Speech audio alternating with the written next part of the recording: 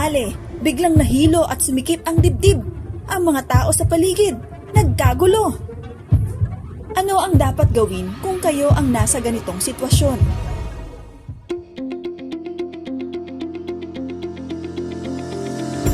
Sa araw-araw na pakikipagsapalaran natin sa daan, ilang beses kaya tayong makasasaksi ng ganitong pangyayari? Meet Nanay Nena, ang ating kasabwat for today's video. Ang kanyang eksena, maglalakad sa initan kaya biglang makararanas ng pagkahilo at paninikip ng dibdib. May tumulong kaya kay Nanay Nena? Ano ang gagawin ng mga makakasalubong niya? First stop, Kamuning Market sa Quezon City. Nag-abang na ang ating mga kasabwat sa entrada ng palengke para maghanap ng target na mabibiktima. Kapag nawalan na ng malay si Aling Nena, gaano kaya katagal bago may magtangkang mag-CPR?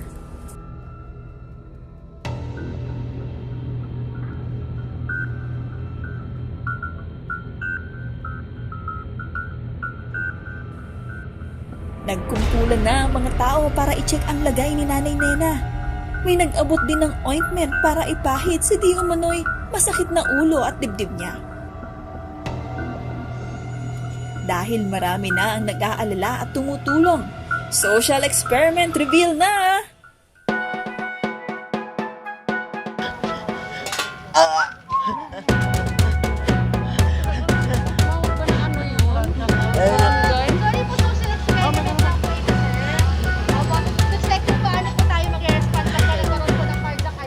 Kumuha po ako ng upuan para maupo kasi lang nag-ano na siya kasi kaya marami na pong lumapit para maalalayan po siya. Sabi namin takbo po ng sasakyan sa barangay para matakbo namin sana sa ospital. Tingin niyo po ano po yung nararanasan niya kanina?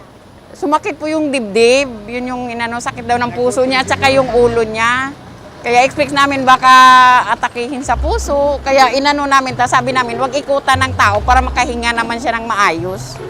Dahil effective ang acting ng ating kasabwat, one more time.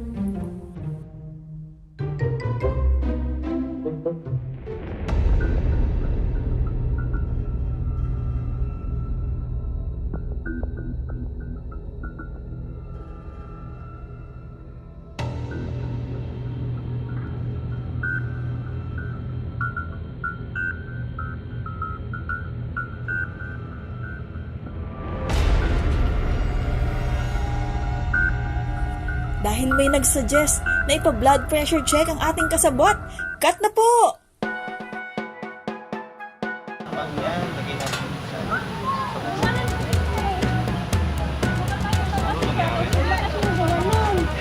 Social experiment na po tayo. Magtuturo po kami na CPR kung paano po gagawin.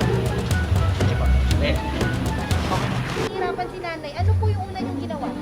Ano po, inawakan ko po siya, tapos suminan ako ng tulong kasi hindi ko kasi siya kaya buhatin eh. Hindi naman pwede, hayaan ko lang siya kasi nakita nakagano'n na siya eh. Lipat naman tayo sa isa pang mataong lugar, ang tricycle terminal. Mapatutunayan na kung totoong caring at sweet lover ang mga driver. In 3, 2, 1.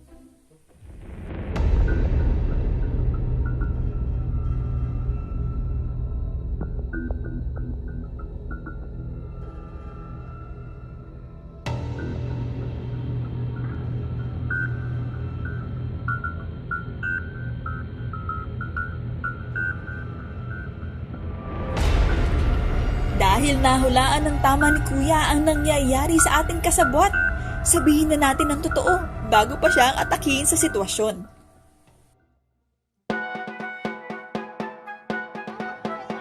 Mag-stay lang po kayo.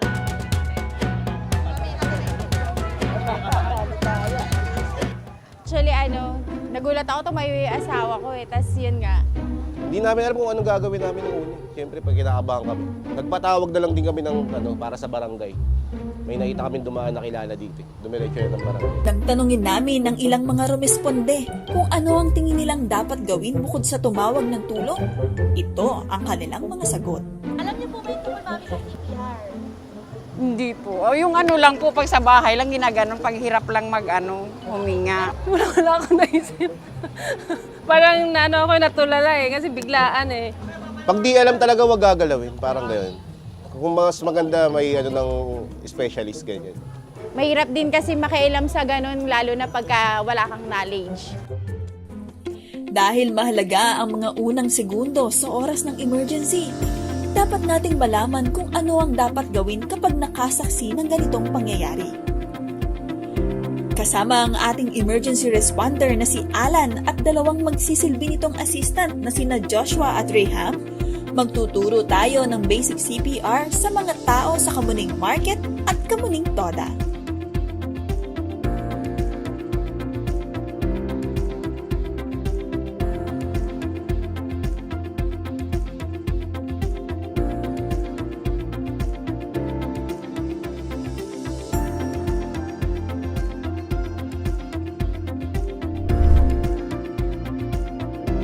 Pwede na po tayong magbigay ng compression only.